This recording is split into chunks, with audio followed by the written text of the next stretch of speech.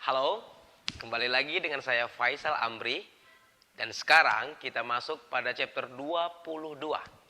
Nah, di chapter ini kita akan membahas atau memahami penggunaan which have been dan should have been. Ya, bagaimana kita menggunakan atau bagaimana maksud terhadap penggunaan kata ini di saat kita berbicara.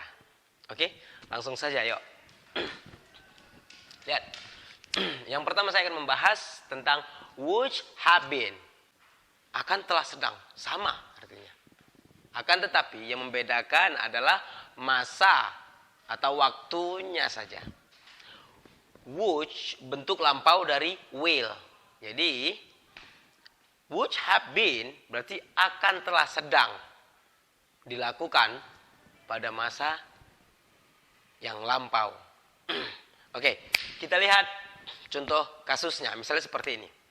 Saya menyampaikan kepada Anda nih. Jumat pagi yang lalu, Roger menghubungi saya. Dia menyuruh saya untuk datang ke rumahnya pada jam 3 sore Jumat itu. Tapi saya katakan, saya tidak bisa datang. Karena jam 3 sore Jumat itu, waktu itu, saya akan telah sedang mengajar di kelas waktu itu. Lihat, Jumat yang lalu, Jumat itu, tentu jam 3 sorenya adalah masa yang akan datang. Tapi di masa lalu. Maka untuk menyatakan akan pada bentuk lampaunya, kata which harus kita gunakan. Which itu tadi yang merupakan bentuk lampau dari will. Lihat, jika ada kata kerjanya, ada kata been, will have been, jika menyatakan sedang melakukan tindakan kegiatan, maka kata kerja tersebut harus kata kerja dalam bentuk ing atau kata kerja dalam bentuk present participle. Yang biasa kita sebut adalah verb ing. Ya, sama dengan will have been. Oke, kata kerja bentuk ing juga. Oke. Nah, contoh kasus yang kedua seperti ini. Sama. Jumat pagi yang lalu, Roger menyuruh saya datang ke rumahnya. Nah, dia menyuruh saya datang ke rumahnya pada jam 3 sorenya, Jumat waktu itu. Tapi saya katakan saya tidak bisa datang. Karena saya akan telah sedang di kelas waktu itu. Saya akan telah sedang di kelas waktu itu. Lihat, tidak ada kata kerja. Tidak menyatakan melakukan suatu tindakan kegiatan. Saya akan telah sedang di kelas. Saya akan telah berada di kelas. Saya akan telah sedang berada di kelas waktu itu. Nah, jadi jika tidak menyatakan melakukan suatu tindakan kegiatan, maka been menyatakan sebuah keberadaan atau bahkan sebuah keadaan. Oke, langsung kita lihat dalam bahasa Inggris seperti apa ya. Saya akan telah sedang mengajar di kelas waktu itu. I.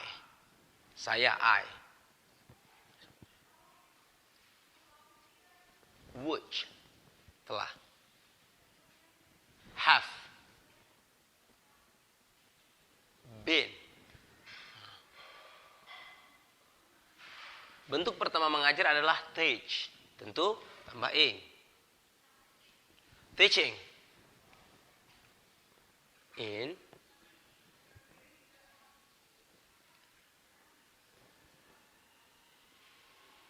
the class. Nah, waktu itu merupakan keterangan yang diterangkan oleh which yang merupakan bentuk lampau. Saya yakin Anda paham. Lihat. I would have been teaching in the class. Saya akan telah sedang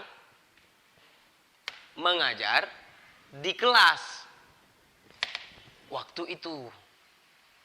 Oke, Jumat itu tentunya karena yang dibahas, yang diceritakan, yang disampaikan adalah masa waktu yang lampaunya adalah Jumat. Jadi jika tidak disebutkan Jumat itu, waktu itu tentu sudah menerangkan masa waktu yang dibicarakan sebelumnya ya. Oke. Yang berikutnya, langsung saja. I Which have been in the class. I would have been in the class. I would have been in the class. Oke, saya akan telah berada di kelas. Di kelas itu, di kelas tersebut. Oke, kelasnya telah diketahui ya, makanya pakai the. Nah, ini merupakan kalimat positif ya. Nah, dalam bentuk negatif, would ditambah kata not atau disingkat adalah wouldn't. Saya tinggal menambahkan kata not. Artinya tidak akan. Lihat, I would not have been teaching in the class. Saya tidak akan telah sedang mengajar di kelas. Bentuk negatif. Yang berikutnya, I would not have been in the class. Saya tidak akan telah berada di kelas. Nah, bentuk bertanya tentu would berposisi sebelum subjeknya. Di sini saya menggunakan you. Saya bertanya ke orang lain, ke Anda misalnya. Would you have been teaching in the class? Oke. Akankah kamu telah sedang mengajar di kelas waktu itu? Paham? Oke. Begitu juga dalam bentuk keberadaan. Would you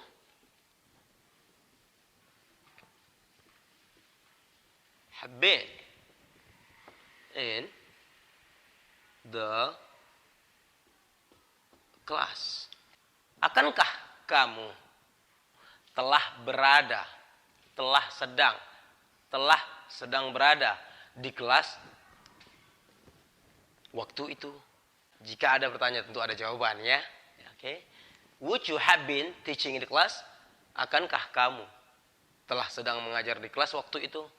Anda menjawab ya atau tidak? Yes. Yes, I would have been. Ya. Saya akan telah sedang waktu itu. Nah, bentuk negatif tetap sama. I wouldn't, saya singkat ya. I would not, I wouldn't.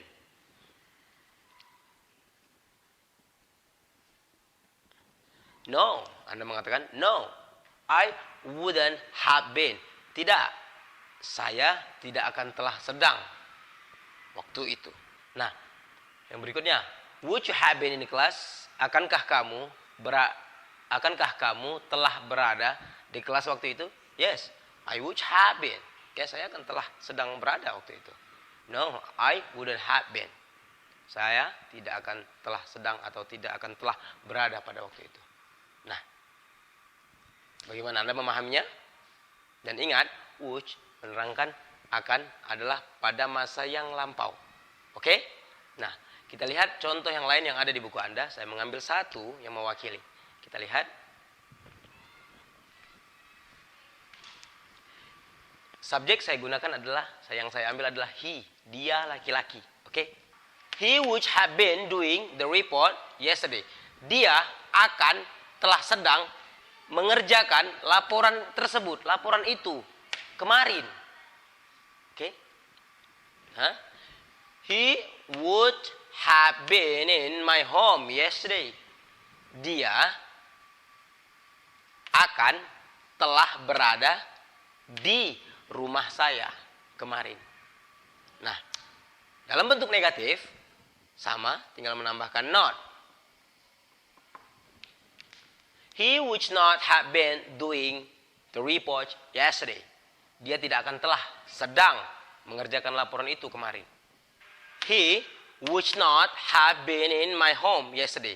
Dia tidak akan telah berada di rumah saya kemarin. Nah, my home. Selalu Anda menggunakan pasti my house ya. Anda bisa menggunakan my house. rumah saya.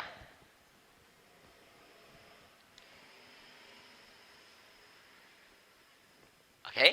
Nah, dalam bentuk negatif, kata not digunakan setelah kata which, sama. Nah, dalam bentuk bertanya, which tetap berposisi sebelum subjeknya. Oke? Which he have been doing the report yesterday. Akankah dia telah sedang mengerjakan atau melakukan laporan tersebut kemarin? Would he have been in my house yesterday? Akankah dia telah sedang atau telah berada atau telah sedang berada di rumah saya kemarin? Nah, jawabannya tetap sama. Would he have been doing the report yesterday? Yes, he would have been. No, he would not have been. Atau wouldn't ya, singkat. Nah, berikutnya sama. Would he have been in my house yesterday? Yes, he would have been. No, he would not have been. Dalam bentuk bertanya. Anda memahaminya? Nah, kita lanjut untuk ke should have been. Dan should artinya adalah seharusnya atau semestinya. Saya tulis, oke?